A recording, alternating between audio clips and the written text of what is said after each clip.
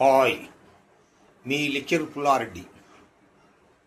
నేటి యువతీ యువకులకు నా సలహా సూచన తెలియజేస్తున్నాను.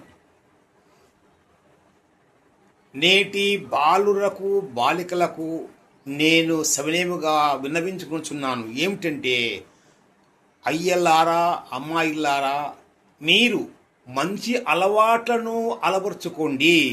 మీ ఆరోగ్యాన్ని కాపాడుకోండి.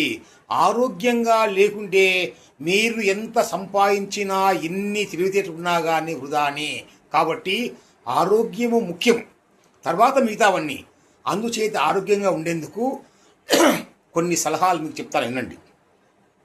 ఉదయం లేస్తానే నీకు జన్మనిచ్చినటువంటి యొక్క తల్లిదండ్రులను స్మరించుకొను. నిన్ను మోస్తున్న భూదేవిని నమస్కారము చేయి. నీకు జన్మ కారకుడైన భగవంతుని స్మరించుకో. తర్వాత నీవు లేచిన తర్వాత ఉదయమే ఒక గ్లాసు కాచినటువంటి యొక్క నీరు, అంటే ఎక్కువ వేడి లేకున్నటువంటి యొక్క నీరు నువ్వు త్రాగు. ఇంకా వీలైతే ఆ యొక్క నీటిలో గ్లాసులో కొద్దిగా నిమ్మరసము తినగలుపుకొని త్రాగు. తర్వాత ఒక 5 నిమిషాలు ధ్యానము చేయి. శ్వాస మనకు ముఖ్యము.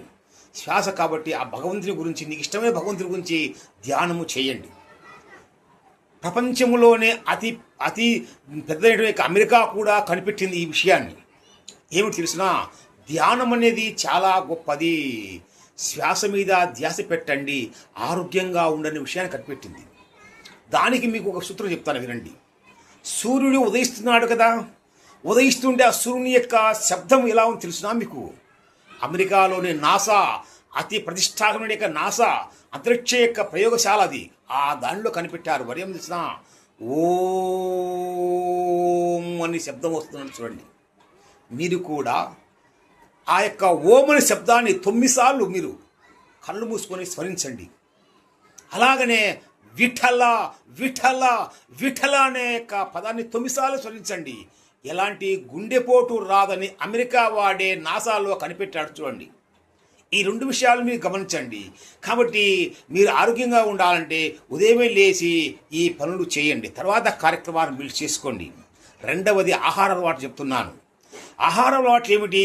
మీరు బయటకు వెళ్ళిన తర్వాత ఎలాంటి సమయంలోనూ మీరు జంక్ ఫుడ్ కానీ ఎలాంటి ఇతర పదార్థాలు కానీ తినకూడదు. ఇంటి నుంచి తీసుకుపోయి తినండి. ఈ యొక్క డ్రింక్స్ కూడా కోకోకోలా, థమ్స్అప్ ఇలాంటివి త్రాగద్దు. వీలైతే తప్పికైతే మీకు మంచినీళ్ళ బాటిల్ తీసుకోండి. ఇంకా మీకు నిమ్మరసంతో కలిపిన ఆ యొక్క రసాన్ని తీసుకోండి. లేదంటే మీరు టెంకాయ నీళ్ళు తాగండి.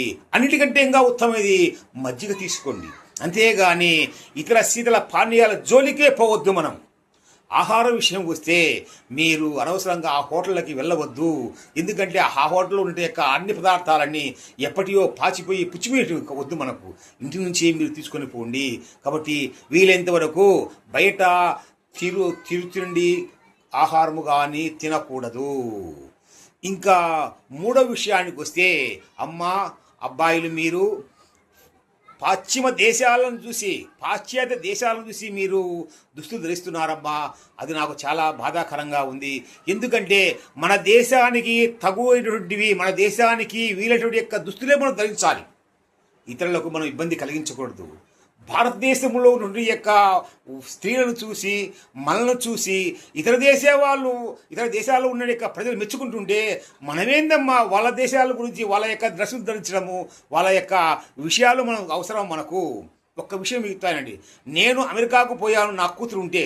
అమెరికాకు పోతే అక్కడ నేను పంచె కట్టుకొని, జిబ్బా వేసుకొని, పైన రుమాల వేసుకొని ఆ యొక్క అంగడికి పోయాను.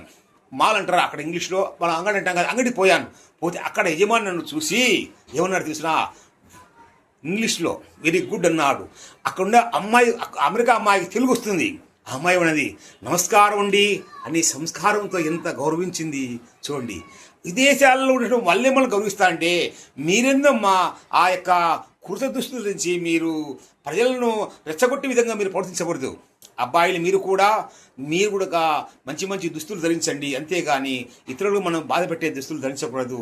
కాబట్టి ఈ ఆరోగ్య సూత్రాలను పాటించి, ఈ నియమాలు పాటించి మీ ఆరోగ్యాన్ని కాపాడుకోండి. అంతేగాని మీరు దురలవాట్లకు లోనై ఆచారాలను మంట కలిపి మీరు ప్రవర్తిస్తే మీకు పుట్టే బిడ్డలు ఎటువంటి వారో తెలిసినా ఎలక పిల్లలు పుడతారు. అప్పుడు చూసుకోండి మీరు. కాబట్టి మనము బాగుండాలి, మన యొక్క పిల్ల సంతానం బాగుండాలి, మన భారతదేశంలో పౌరులు బాగుండాలి అనుకోవాలి మనం. అంతేగాని కోళ్ళ ఫారములో కోళ్ళ కుక్క అనుకోకూడదు, నాటుకోడలే పరిగెత్తాలి మనం. అలాగనే మీరు సహవాసం కూడా, స్నేహం కూడా మంచివారితో చేయండి. ఏమిటంటే చెప్తాను, బియ్యము ఉంది, ఈ బియ్యము మనము నీళ్లు పోసి అన్నం వండితే అన్నం అవుతాయి. అదే బియ్యము పశువు వేస్తే అది అక్షింతలు అవుతాయి. అదే బియ్యము మనము ఈ పశువు కుంకుమ వేస్తే ఆ కుంకుమ అది శ్మశానంలో అవుతుంది. కాబట్టి ఇలాంటి విషయాలు మనం ఎవరితో స్నేహం చేస్తున్నామో మనం గమనించి మీరు మంచి వారితో స్నేహం చేయండి. అదే ఉర్దూలో సామెత ఉంది, అత్తర సహాయితో స్నేహం చేయండి, పాకీవానితో స్నేహం వద్దు అంటాడు. అంటే పాకీవాడు అంటే కసుబుడ్చేవాడు. కసుబుడ్చేవాడితో స్నేహం చేసామనుకో ఆ కసుబుడ్చేవాడి యొక్క దుమ్మంతా మన మీద పడుతుంది. అలాగనే అత్తర సావితో కొట్లాడినామనుకో వాని దగ్గర అత్తరం అంతా మన మీద పడుతుంది. కాబట్టి మనకు శుభ్రంగా మనకు వాసన వస్తుంది. అలాగంటే చెడ్డవారితో స్నేహం చేస్తే చెడు లక్షణాలు మనకు వస్తాయి, మంచివారితో స్నేహం చేస్తే మంచి లక్షణాలు మనకు వస్తాయి. ఒక చిన్న ఉదాహరణ చెప్తానండి. నాకు గురువైనటువంటి డాక్టర్ బాలనారెడ్డి సార్ గారు, గురువు గారు, ఆయన వేసేవాడు ఉదయమే 4:30 ఇంటికి వచ్చి తట్టి లేపేవాడు. తలుపు వేసుకునేగా నేను నిద్రపోతున్నా లేపి వాకింగ్ తోడుకుని పోయినాడు.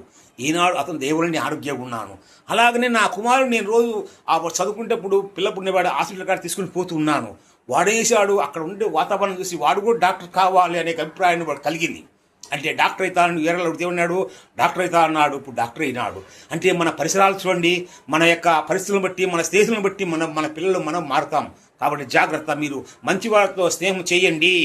మీ యొక్క ఆరోగ్యాన్ని, మీ అభివృద్ధిని మీరు కోరుకోండి.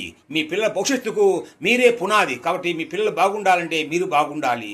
మీరు బాగుంటేనే మీ గ్రామం బాగుంటుంది, మీ రాష్ట్రం బాగుంటుంది, దేశం బాగుంటుంది. జై హింద్.